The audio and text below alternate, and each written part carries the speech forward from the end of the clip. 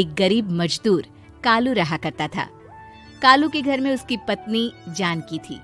जानकी लोगों के घरों में झाड़ू पोछा करके कुछ पैसे कमा लेती थी और वहीं कालू किसी तरह मेहनत मजदूरी करके 2 वक्त की रोटी का जुगाड़ कर लेता था। कुछ दिनों से हो रही बारिश के कारण कालू की मजदूरी बंद हो गई थी। अरे जानकी, इस बार तो बरसात ने हद ही कर दी, रुकने का नाम ही नहीं ले रही।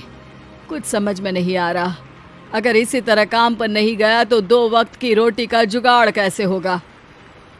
अरे तुम चिंता क्यों करते हो, बारिश का क्या है, 1 आध दिन में रुक जाएगी और उसके बाद में फिर से काम शुरू हो जाएगा। अरे 3 दिन तो हो गए, बरसात तो रुक ही नहीं रही है और आगे भी रुकने के कोई आसार नहीं दिख रहे। तो क्या हुआ, तुम्हारा काम बंद हुआ है ना? मैं तो अभी भी लोगों के घर झाड़ू पोछा करने जाती ही हूँ।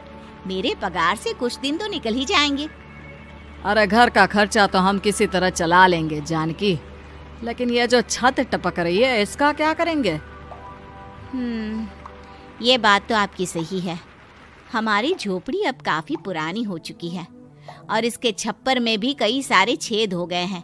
रात भर पानी टपकता रहता है। अरे मैं भी इसी बात से बहुत परेशान रहता हूँ। कहीं किसी दिन ज्यादा बारिश आ गई तो हमारी झोपड़ी टूटकर बिखर ना जाए। राम राम राम, ऐसी अशुभ बातें क्यों करते हो? अरे ऐसा कुछ नहीं होने वाला। ये झोपड़ी ही तो हमारा सब कुछ है। अगर यही नहीं रही तो हम जाएंगे कहाँ? ठीक है जानकी, जब तुम्हारी पगार मिल जाएगी तो कुछ पैसे बचाकर झोपड़ी के छप्पर की मरम्मत करवा लेंगे। शायद हमारी परेशानी कुछ कम हो जाए। ठीक है जी, अब ना ज्यादा परेशान मत हो। ये लो, खाना खा लो और सो जाओ। सुबह मुझे भी जल्दी काम पर जाना है। जानकी और कालू अपनी झोपड़ी में सो गए। रात को अचानक से बहुत तेज बारिश शुरू हो गई। धीरे धीरे बारिश का पानी कालू की बस्ती में भरने लगा। पानी भरते भरते झोपड़ी के बाहर तक पहुंच गया था। सुबह के वक्त जब कालू और जानकी सोकर उठे, हे भगवान, ये क्या हो गया? बारिश का पानी तो हमारे घरों तक पहुंच चुका है। अब मैं काम पर कैसे जाऊंगी? रहने दो जानकी, तुम आज काम पर मत जाओ। ऐसे पानी से निकल कर जाओगी और बीमार पड़ गई तो लेने के देने पड़ जाएंगे। लेकिन अगर नहीं गई तो मालकिन लोग नाराज हो जाएंगे। आप जानते हैं ना, बड़ी मुश्किल से 1 दिन की छुट्टी भी नहीं देती है। अरे लेकिन जानकी, झोपड़ी के बाहर तो पूरी बस्ती में पानी भरा है, तुम जाओगी कैसे? जानकी जैसे तैसे करके काम पर चली जाती है, लेकिन अगले दिन फिर से बहुत ज्यादा बारिश होती है और बस्ती में ज्यादा पानी भर जाता है। आज तो मैं तुम्हें किसी भी तरह काम पर नहीं जाने दूंगा। अरे अगर तुम्हें कुछ हो गया तो क्या होगा? ठीक है, तुम ठीक ही कहते हो, आज नहीं जाती। अगर मालकिन नाराज हो गई तो मना लूंगी किसी तरह। अरे मनाने वाली क्या बात है? जब तुम बताओगी कि हमारी झोपड़ी में पानी भर गया है तो वो खुद ही समझ जाएंगे ना। अगले 2 दिन तक तेज बारिश होने की वजह से जानकी, कालू और आसपास की बस्ती में रहने वाले सभी लोगों के घरों में पानी भर जाता है, जिसकी वजह से जानकी काम पर नहीं जा पाती।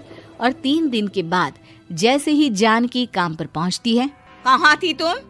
पिछले 3 दिनों से काम पर क्यों नहीं आई?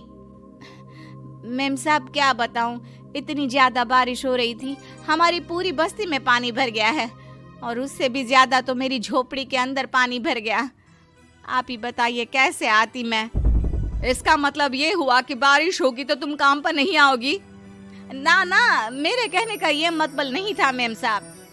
तुम जानती भी हो 3 दिन से कितनी परेशानी हो रही है मुझे। सारा काम मुझे खुद करना पड़ा।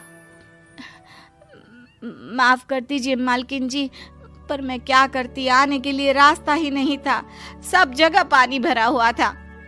बहाने तो तुझे बहुत बनाने आते हैं। जानकी देख, अगर अगली बार ऐसा किया ना तो फिर काम से हमेशा के लिए छुट्टी। अरे ना ना मालकिन, ऐसा मत कीजिए। बारिश की वजह से मेरे पति की मजदूरी भी छूट गई है। बड़ी मुश्किल से घर में 2 वक्त खाने की रोटी का जुगाड़ हो पाता है। आप मुझे काम से निकाल देंगे तो हम क्या खाएंगे? अगर इतनी ही चिंता है तो फिर रोजाना काम पर आया करो। चलो अब जल्दी से जाकर घर का सारा काम करो।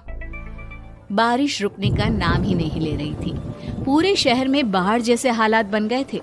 लेकिन नौकरी जाने के डर से जानकी किसी तरह रोज काम पर जाती थी। एक दिन जब जानकी काम करके अपने घर लौट आई तो अचानक उसकी बस्ती में कुछ लोगों का शोर सुनाई दिया। अरे लगता है बाहर कुछ हुआ है, मैं जाकर देखता हूँ। हाँ, पता तो कीजिए, ये बस्ती में लोग इतना शोर क्यों कर रहे हैं। बाहर जाकर कालू ने एक आदमी से पूछा, अरे क्या हुआ भाई, इतना शोर क्यों मचा रहा है? अरे क्या बताए भैया, अपने बस्ती के बाहर एक पुल टूट गया है और वहाँ पर एक कार फंसी है। थोड़ी देर में अगर किसी ने नहीं बचाया ना तो वो कार पानी में बह जाएगी। ये क्या कह रहे हो भैया, कार के अंदर कोई है क्या? हाँ, कोई औरत बैठी है, अकेली है, बहुत रो रही है बेचारी, मदद के लिए बुला रही है। अरे तो हमें जाकर उनकी मदद करनी चाहिए ना। अरे लेकिन इसमें बहुत खतरा है, हमें अपने आप को बचाना चाहिए, पानी कभी भी हमारी बस्ती की तरफ आ सकता है।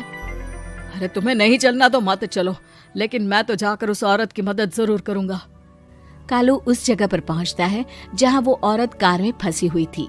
वहां पर पानी का बहाव बहुत तेज था और सारा पानी कालू की बस्ती की तरफ ही आ रहा था। कालू ने एक बड़ी सी रस्सी को पेड़ से बांध दिया और दूसरे सिरे को कार की तरफ फेंक दिया और उस औरत को रस्सी के सहारे बाहर आने के लिए कहा। तभी वहां जानकी भी दौड़ती हुई आई। अरे ये तो मेरी मालकिन है, जिनके यहाँ मैं काम करने जाती हूँ। अरे मैडम जी, आप डरिएगा मत, आपको कुछ नहीं होगा। आपकी गाड़ी को भी मैंने रस्सी से बांध दिया है। थोड़ी देर में पानी का बहाव कम हो जाएगा, फिर हम आपकी कार को भी बाहर निकाल लेंगे। क्या तुम जानकी के पति हो? हाँ, जानकी मेरी ही पत्नी है, आपके यहाँ काम करती है ना। लेकिन मेम साहब, आप यहाँ पानी में कैसे फंस गई? अब क्या बताऊं, मैं अपनी सहेलियों के साथ पिकनिक पर गई थी, वहीं से लौट रही थी। अचानक पानी का बहाव तेज हो गया और मेरी गाड़ी फंस गई। अरे कोई बात नहीं मालकिन, अब ना आप बिल्कुल सुरक्षित हैं। मैं तो बहुत बुरी तरह डर गई थी, कब से मदद के लिए चिल्ला रही थी, लेकिन कोई मेरी मदद के लिए नहीं आया। भला हो तुम्हारा पति का जिसने मेरी जान बचा ली। लेकिन जानकी, मैंने तुम्हारे साथ बहुत गलत व्यवहार किया। इतने खराब मौसम और बाढ़ में भी तुम्हें काम पर आने के लिए कहा, नौकरी से निकालने की धमकी भी दी, और तुमने मेरी जान बचाई। मुझे माफ कर दो। अरे कोई बात नहीं मालकिन, आपकी जान बचाना तो हमारा धर्म था। देखो जानकी, तुम्हारी झोपड़ी में जो भी नुकसान हुआ है उसके लिए मैं तुम्हें पैसे दूंगी। आज तुम्हारे पति ने मेरी जान बचाई है और आज के बाद मैं तुम्हें कभी भी नौकरी से निकालने की धमकी नहीं दूंगी। आज मैं तुम्हारी परेशानी को अच्छी तरह समझ चुकी हूँ। हम जैसे पैसे वाले लोगों के लिए अपने घर में बैठकर बारिश का मजा लेना बहुत आसान है, लेकिन तुम गरीब लोगों के लिए बाढ़ और बारिश काफी परेशानी खड़ी कर देते हैं। ये बात मुझे आज अच्छी तरह समझ आ गई है। आपका बहुत बहुत धन्यवाद मालकिन।